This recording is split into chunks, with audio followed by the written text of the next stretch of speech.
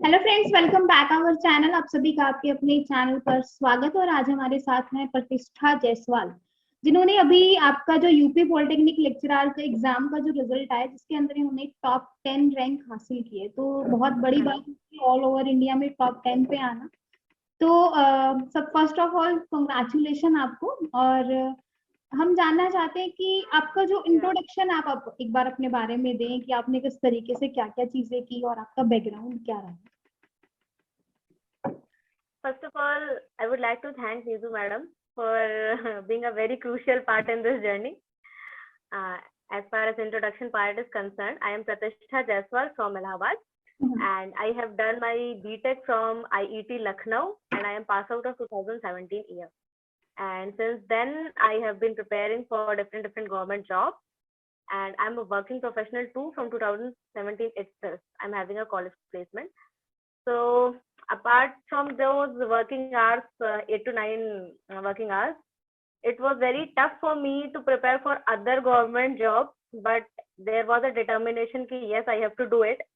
So a strategy was to be designed कि हाँ किस तरीके से चीजें करनी है, मॉर्निंग में रिविजन देना है, इवनिंग में कंसेप्चुअल देना है, फिर देन क्वेश्चंस एंड ऑल. तो इस तरीके से चीजें अलाइन करके and this is the result. तो मेरा यहाँ पे सेकंड क्वेश्चन आपसे ये है कि जैसे बच्चे कहते हैं कि गवर्नमेंट एग्जाम निकालने के लिए तो आजकल इतना टफ है क्योंकि वैकेंसी बहुत कम आती है, प्लस अनएम्प्लॉयमेंट बहुत ज्यादा है ना।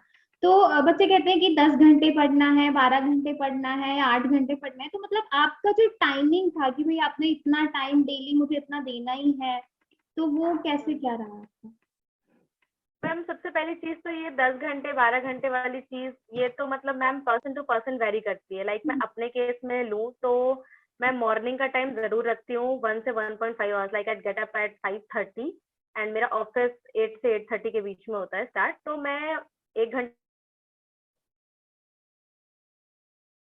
से डेढ़ आती हूँ तो 1 घंटे का ब्रेक लेती हूँ. उसके बाद मेरा 2 से 3 घंटे मेरा इवनिंग में निकलता है, जिसको मैं डिवाइड करती हूँ for test series and for new concept. तो मैं देखती हूँ तो दिन भर में शायद मैं 3.5 घंटे से ज्यादा नहीं निकाल पाती. तो ये जो 10 घंटे 12 घंटे वाली चीज है, ये इस चीज को तो मैं नहीं फॉलो करती. बट हाँ, जो एक चीज होती है वो है कंसिस्टेंसी. अगर आप उसके साथ अपनी चीजों को रखते हो और आपके पास मटेरियल बिल्कुल सॉलिड है कि हाँ यहाँ से पढ़ना है, यहाँ से ये चीज यहाँ से पढ़नी है, देन वो डेफिनेटली हो जाएगा. हाँ थोड़ा टाइम लगेगा. जैसे वर्किंग प्रोफेशनल की मैं स्पेसिफिकली कहूँ, डिसहार्टन मत होना, स्टार्टिंग में नहीं होता. मेरे को भी 4 साल लग गए क्रैक करने में. बट हाँ, कंसिस्टेंसी के साथ करोगे तो डेफिनेटली एक दिन रिजल्ट जरूर आएगा. और हाँ ma'am, I would like to include कि इसमें शॉर्ट नोट्स बनाना और उसका डेली रिवीजन करना, क्योंकि जितने भी गवर्नमेंट जॉब्स है ना, उसका सिलेबस बहुत वास्ट है. लाइक अगर मैं यूपीपीएससी का भी देखूं तो फर्स्ट पेपर में 9 सीएस के सब्जेक्ट थे एंड सेकंड पेपर में 10 थे, या वाइस वर्सा कुछ ऐसा था. तो मतलब 9 से 10, मतलब मैं कहूँ 18 सब्जेक्ट अप्रॉक्स थे. तो इन्हें मेमोरी में याद रखना बहुत टीडियस टास्क है. पढ़ लेना एक अलग है, उन्हें याद रखना बहुत टीडियस है. तो इसकी एक शॉर्ट नोट्स, एक तो नोट्स होती है जो आप लेक्चर देख के बनाते हो, वो बहुत जरूरी है. उसका भी एक शॉर्ट फॉर्म आप जरूर रखो, सो दैट आप मॉर्निंग में या आपका जो भी वैसा टाइम है जिससे आप सबसे ज्यादा अच्छा कॉन्सेंट्रेटेड रहते हो, उसमें डेली 1 से 1.5 घंटे आप एक सब्जेक्ट का रिविजन करो. पर डे एक सब्जेक्ट खत्म हो जाना चाहिए. ये स्ट्रेटेजी जरूर यूज करो and it work in my case and it work in many of the students case. तो रिविजन अपने टिप पे होना चाहिए. हाँ, तो मतलब इनका भी जो दो मेन पॉइंट्स निकल के आए, एक तो कंसिस्टेंसी और सेकेंड इज रिवीजन, क्योंकि रिविजन रिविजन एंड हाँ टेस्ट सीरीज क्वेश्चन सॉल्विंग में टाइम भी आप क्वेश्चन सॉल्व कर लोगे, मगर उतने टाइम में नहीं कर पाया तो कोई फायदा नहीं है. हाँ. तो एक टेस्ट सीरीज का फ्लेवर आपके पास हमेशा होना चाहिए, सो दैट कि आपका स्पीड हो. हम्म. तो आपका पेपर 1 एंड पेपर 2 का स्कोर क्या रहा प्रतिष्ठा? मैम फ्रैंकली स्पीकिंग मुझे टाइम नहीं मिला ये कैलकुलेट करने का, क्योंकि मेरा ऑफिस था और उसके बाद मेरी गेट की काउंसलिंग चल रही थी मैम. मतलब इस बार मैंने गेट दिया था and rank was my GATE score is 675 this year and I have called from IIT Delhi converted for MTech सीटेक. तो मेरा वो अप्रैल में जो है पूरा पेपर फिलिंग का टाइम चल रहा था और मैं पूरा मेरे इंटरव्यूज में गए अब अलॉन्ग विद माय कंपनी. तो मुझे लिटरली टाइम नहीं मिला. जब इसका रिजल्ट आया तो आई वाज लाइक अरे हो गया है, अब इंटरव्यू के लिए पढ़ना है. तब मैं जागी कि हाँ इस तरफ भी आना है मुझे. नहीं तो मैं एमटेक वाले सीन में ही थी कि हाँ यार इसका भी इंटरव्यू है, क्योंकि मेरे दिमाग में ये है कि वो एग्जाम तो हो गया, वो खत्म हो गया. अब जो है दैट गवर्नमेंट विल डिसाइड, वो पेपर में नंबर आएगा वो देखा जाएगा। अभी तुम्हारे पास जो लाइंड अप है उन चीजों को भी करते रहो, so that you can create a an number of options, ताकि एंड में आपके पास बहुत सारे ऑप्शंस हो चूज करने के बिल्कुल, लिए। ये एक प्लस पॉइंट आप अपने लिए बोल सकते हो, क्योंकि बहुत सारे बच्चे क्या होते हैं कि जैसे एक एग्जाम हुआ है और उनका अच्छा नहीं जाता तो उसी में घुस के रह जाते हैं नहीं मैम, कि नहीं अब हमारी लाइफ तो बिल्कुल एंड हो चुकी है, हमने बहुत पढ़ाई की थी, बहुत सारे बच्चों की नहीं ये मैम, चीज रहती है। बहुत होते हैं। बट आई ये have plus seen this point है मैम। कि बहुत सारी चीजें अपकमिंग भी होती हैं, तो आपको उनके साथ जानना जो कि मे भी और जैसे अच्छा मैम होगा मैं ना। कहूंगी कि मैं गेट की प्रिपरेशन राइट फ्रॉम 2017 से ही कर रही हूँ, तो मैं हर साल गेट राइट करती हूँ। तो इस बार लकीली गेट का स्कोर भी काफी अच्छा था, तो मैंने काउंसलिंग के लिए डिसाइड किया था। तो अपार्ट फ्रॉम ऑल काउंसलिंग मेरे और भी पेपर चल रहे थे, like I have given BARC also this year, मेरा 4 नंबर से इस बार बार्क भी रह गया। तो अपार्ट फ्रॉम दैट ये एमटेक फाइनली कन्वर्ट हुआ मेरा। नहीं किए थे फॉर यूपीपीएससी, क्योंकि मेरे गेट के सारे इंटरव्यूज लाइंड अप थे थे तो मैंने टाइम मुझे नहीं मिला कि कंपनी के साथ मैं उसको भी, क्योंकि एक्चुअली आंसर की नहीं आई थी, तो मुझे कोई वीडियो या फिर वहां से मुझे देख करके सारे आंसर चेक करने पड़ते, तो लिटरली मेरे पास टाइम नहीं था। तो अभी जैसे आपका रिजल्ट आया, आपका जैसे फर्स्ट स्टेप यानी कि आप बोल सकते हो कि रिटर्न क्लियर हुआ है ना, तो जो सेकंड जो था इंटरव्यू का, हम्म, तो आपने इंटरव्यू की कैसे प्रिपरेशन की और हम्म। क्या क्या चीजें आपको इंटरव्यू में फेस की, एक बार उसका। मैम पहले में तो मैं रिटर्न के लिए एक चीज ऐड करना चाहूंगी कि रिटर्न के लिए जो स्टडी मटेरियल था मेरा, क्योंकि ये क्वेश्चन शायद स्किप हुआ है, रिटर्न का जो मेरा स्टडी मटेरियल था उसमें लगभग 8 से 9 सब्जेक्ट गेट के थे। तो for that I use the GATE material, और मतलब जो मेडिजी और एस के लेवल 1 के क्वेश्चंस होते हैं, for that I use that. But जो और डिफरेंट सब्जेक्ट्स थे, like high performance computing, artificial intelligence and soft computing, software project management, all this subjects के लिए मैंने रेफर किए थे एनएस क्लासेस के लेक्चर्स, क्योंकि मेरे पास लिटरली इससे ज्यादा टाइम नहीं था। एनएस क्लासेस के lectures and the questions that were there in that, and apart from that there were marathon classes for all this subjects, मैंने वो पूरी करी थी। और आई विल फ्रैंकली स्पीक कि मुझे इसमें कोई हेजिटेशन नहीं है कि पेपर में उस मैराथन क्लासेस से क्वेश्चंस आए थे, आई कैन सी। एंड वो जो 2 घंटे का गैप था 2 पेपर के बीच में, उसमें भी मैं लेकर के वीडियो बैठी हुई थी, क्योंकि मैंने फर्स्ट पेपर में ये देख लिया था कि उस मैराथन क्लासेस से क्वेश्चंस आए हैं। और सेकंड पेपर बहुत टफ था, ये बहुत लोगों ने कहा भी होगा कि सेकंड पेपर बहुत टफ। तो जिसने एनएस क्लासेस को मैराथन लेक्चर्स किए होंगे, टू बी वेरी फ्रैंक, उनको कम से कम 10 से 12 क्वेश्चन तो सीधे उठ के मिल गए होंगे for different subject. So that was very helpful for me. And apart from that, for all these subjects, I used websites like Geek for Geeks, Java sites, computer science के बच्चे मतलब they can blindly follow these websites. इनके content बहुत अच्छे होते हैं and make the notes from them. तो these are the subjects जो कि नॉन गेट सब्जेक्ट की मेरी प्रिपरेशन थी। अगर मैं इंटरव्यू की बात करूँ तो यस, सबसे पहले तो ये था कि मेरा कोई नॉन टेक बैकग्राउंड नहीं था मैम, तो मुझे ये पता था कि यूपीपीएससी का इंटरव्यू है, तो सबसे पहले नॉन टेक से ही वो स्टार्ट करने वाले हैं। तो इट वाज लाइक कि यूपी की जो वेबसाइट है वो मैं पूरा गो थ्रू करके और उसके शॉर्ट नोट्स मैंने बनाए थे। एंड इंटरव्यू के लिए मैंने अपने ब्रदर को बैठाया था कि हाँ तुम मेरा रोज आधे घंटे, क्योंकि वो बैंकिंग की तैयारी करता है, तो उसने बहुत सारे इंटरव्यूज क्रैक किए हैं और इस वक्त वो भी एक गवर्नमेंट जॉब में ही है। तो मैंने उसको बोला था कि तुम डेली आधे घंटे मेरा नॉन टेक पोर्शन लेना, क्योंकि वो डिफरेंट ब्रांच से था तो वो टेक्निकल होल्ड नहीं कर सकता था। तो वो नॉन टेक के लिए मेरा रोज आधे घंटे इंटरव्यू लेता था, and it made be really very comfortable कि मैं सारे ये जो यूपी के जितने क्वेश्चंस हैं एंड अपार्ट फ्रॉम दैट जो ब्यूरोक्रेसी के क्वेश्चंस हैं, इन सब में मैं वेरी मच ओके हो गई थी। तो बट मतलब जो आपने इंटरव्यू हुआ जीएस था दैट वाज कंप्लीट वेरी किया आउट था, of the box. GS GS आपने पढ़ा था इंटरव्यू के लिए। हाँ जीएस, जीएस पढ़ा था बट आई मस्ट से कि उसमें से कुछ भी नहीं आया। द फर्स्ट क्वेश्चन वाज कि ये बताओ कि भारत मतलब राष्ट्रगान और राष्ट्रगीत में क्या डिफरेंस है।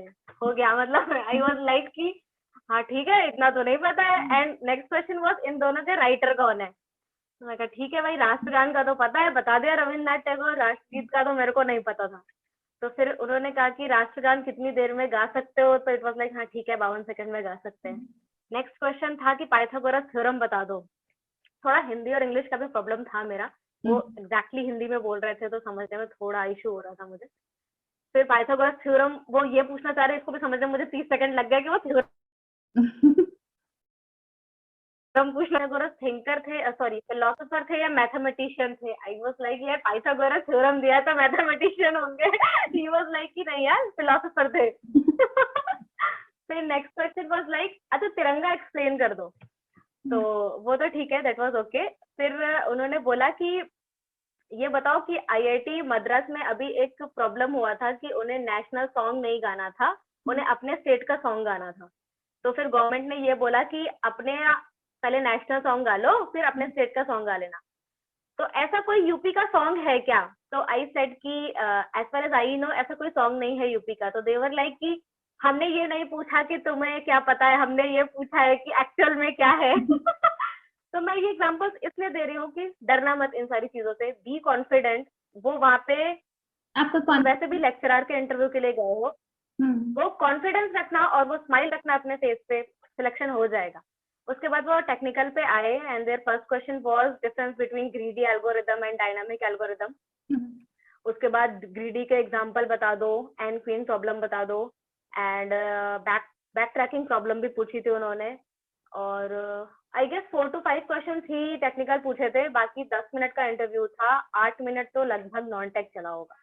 And non tech frankly speaking मेरा बहुत ज्यादा अच्छा नहीं है। हाँ, हर क्वेश्चन के अंत तक सही आंसर तो पहुंच गई थी, लेकिन मेरे को हर क्वेश्चन में 1 मिनट लग रहा था because they were somewhat helping me and I was. हाँ, one question was Amrit Mahotsav के बारे में पता है? तो मैंने कहा हाँ पता है, 75 ईयर्स ऑफ इंडिपेंडेंस हो गए। तो उनका क्वेश्चन था हो गए हैं या होने वाले हैं? तो मैं आंख बंद करके कैलकुलेट करने लगी, तो देवर लाइक मैडम आंख बंद करके सोचती हैं। तो वो तुम्हारे पूरे मतलब मजाक उड़ाएंगे। मतलब but still you have to be confident. उनके साथ मैं भी हंस रही थी, हाँ ठीक है, कोई इशू नहीं है, बट हाँ अपना कॉन्सेंट्रेट एट दैट मोमेंट, और बिल्कुल डरने की बात नहीं है। वो सबका इंटरव्यू सेम ही जाता है, ऐसा कुछ नहीं है कि अगर तुम्हारा कुछ खराब, मुझे तो लगा था मेरा नहीं होगा, फ्रैंकली स्पीकिंग मुझे लगा था मेरा नहीं होगा क्योंकि मेरा इंटरव्यू बहुत खराब हुआ था। मगर शायद उन्हें वो कॉन्फिडेंस और वो 1 मिनट जो मैंने ट्राई करके फाइनल आंसर दिया, शायद उन्हें ये अच्छा लगा है। हाँ, और दिस वाज माय क्योंकि आपका एक्सपीरियंस ऑफ आपको इंटरव्यू। टेक्निकल पढ़ाना है तो मे बी आपका जो नॉन टेक्निकल है वो ऑलमोस्ट सभी बच्चों का ऐसा गया होगा, तो इसमें उन्होंने सिर्फ वो ऐसा ही होगा क्योंकि हम मैक्सिमम वहाँ पे, हाँ मैक्सिमम वहाँ पे बीटेक एमटेक और पीएचडी के लोग थे। मुझे नहीं लगता उसमें से किसी को भी बहुत अच्छी जीएस हिस्ट्री और इन सबकी ब्यूरोक्रेसी की नॉलेज होगी। तो सबका नॉन टेक पोर्शन वैसा ही गया होगा। हाँ, टेक्निकल पोर्शन पे मार्किंग थी जो कि मैंने आउट ऑफ 5 4 क्वेश्चंस बताए थे। तो I guess this was the point, और कॉन्फिडेंस उन्होंने देखा था। चलो बहुत बढ़िया भाई। तो कुल मिला के ये है कि मतलब मैंने ना आपको बहुत मैसेज किया था कि मैम इंटरव्यू की प्रिपरेशन करा दो, मैम इंटरव्यू की प्रिपरेशन करा दो। मैंने ग्रुप में बहुत लिखा था बिकॉज मुझे इंटरव्यू के लिए कुछ नहीं मिल रहा था। हाँ, आई अंडरस्टैंड आपके पास टाइम नहीं था। मेरे पास एक्चुअल में अभी राजस्थान का बैच हुआ था, तो उधर से वो वाले बच्चे प्रेशराइज कर रहे थे कि मैम हमारा सिलेबस करवा दीजिए। और इंटरव्यू का तो मैं सही कहूँ तो मुझे भी इतनी नॉलेज नहीं थी, तो अगर मुझे नॉलेज होती तो मे बी डेफिनेटली मैं बताती। तो इंटरव्यू का तो मुझे भी आइडिया नहीं था, इसलिए जो चीज नहीं पता वो बतानी भी नहीं चाहिए। क्योंकि सही ज्ञान से अच्छा है नहीं, आप किसी इंटरव्यू को गलत एक्सपीरियंस ना से दे, है ना। बिल्कुल सही। बस एक पॉइंट है कि जितने भी गवर्नमेंट इंटरव्यूज है उनकी जो रिस्पेक्टिव वेबसाइट है उसके उसको आप जरूर पढ़ के थे। जैसे मेरा एक नेशनल इंफॉर्मेटिक्स सेंटर का भी इंटरव्यू था, प्रीवियस ईयर ही था, मेरा रिटर्न क्वालिफाई हुआ था, फिर इंटरव्यू में मेरा 2 मार्क्स से नहीं हुआ था। उसके लिए भी मैं जो एनआईसी की वेबसाइट थी मैं वो फुल्ली बिल्कुल रट के गई। तो अगर आपको ब्यूरोक्रेसी वाइज क्वेश्चन कभी चीज है, तो शॉर्ट ट्रिक ये है कि जिस डिपार्टमेंट में जा रहे हो उस डिपार्टमेंट की पूरी वेबसाइट आपको पता होनी चाहिए। तो उसके सारे मिनिस्टर्स, उसकी सारी पॉलिसीज जो रिसेंट आ रही है डेवलपमेंट, वो सब वहाँ पे इंडिकेटेड रहता है। प्रतिष्ठा, मेरा एक लास्ट क्वेश्चन है ना। तो अभी जैसे अभी जो बाकी बच्चे जो गवर्नमेंट जॉब की प्रिपरेशन कर रहे हैं, लाइक अभी जो अपकमिंग एग्जाम है, क्योंकि लाइक केवीएस का आएगा, एनवीएस का जैसे भी नोटिफिकेशन रिलीज हुआ है, और बाकी अदर जो गवर्नमेंट जॉब आएंगे, तो उनके लिए आपका क्या मैसेज है, मतलब उनको किस तरीके से प्रिपरेशन करनी चाहिए ताकि वो भी अपना जो गवर्नमेंट जॉब का सपना है वो पूरा कर सके। मैम अगर मैं क्रंच वर्ड्स में बोलूँ तो अपनी पढ़ाई को 3 पार्ट में डिवाइड करो, revision, new concept, test series. और ये तीनों डेली होना चाहिए। लेट इट बी आप 5 घंटे पढ़ रहे हो तो अपनी कैपेबिलिटी के हिसाब से डिवाइड कर लो मगर ये चीजें डेली करना और कंसिस्टेंटली करना, और just identify the subject material जिससे आपको हिट करना है, क्योंकि internet is very vast, syllabus is very vast, तो अगर सब कुछ कैच करोगे तो इट इज नॉट पॉसिबल। तो just identify your syllabus and divide it into three sections, उसको कंसिस्टेंटली फॉलो करो। डिसहार्टन नहीं होना है कि नहीं हुआ, एक दिन जरूर हो जाएगा, you just keep on track. तो आई होप आप सभी ने जो है प्रतिष्ठा से काफी अच्छी चीजें सीखी होंगी और आप लोगों को भी अब कॉन्फिडेंस आया होगा कि हमें अब कुछ करना है ना। तो मे बी आपको ये वीडियो काफी ज्यादा हेल्पफुल लगे, और लास्ट अगर आपको कुछ बोलना हो। Lastly, I would like to thank you very very much. Literally, most of its credit goes to you, ma'am. मतलब ऐसा कुछ नहीं है कि मेरे को ये फोर्स किया जा रहा है। आई एम फ्रैंकली स्पीकिंग, मेरे को मैडम ने कुछ नहीं बोला है, बट लिटरली जब वो 2 घंटे का ब्रेक था और लोग खाना वाना खा रहे थे ना, तो मैं खाने के साथ साथ वो मैराथन क्लासेस सुन रही थी, क्योंकि मेरे को ज्यादा टाइम नहीं मिला था। रिटर्न में मुझे लगता है कि काफी अच्छा मार्क्स था, और इंटरव्यू क्योंकि मेरा 10 मिनट ही हुआ था, तो इंटरव्यू और रिटर्न मिला करके it was very much helpful. You madam, it was great. Thank you. And So I would like to thank you, and I would like to say all the best to all my students and all my colleagues जो कि prepare कर रहे हैं। One day you will definitely rock. Keep going. Okay भाई, तो यहीं पर class को वाइंड अप करते हैं। ओके, थैंक यू प्रतिष्ठा यहाँ आने के लिए और अपना इतना वैल्यूएबल टाइम देने के लिए और बाकी बच्चों को भी गाइड करने के लिए। ओके भाई, thank you, bye bye. Thank you so much, ma'am. Thank you, ma'am. Bye bye.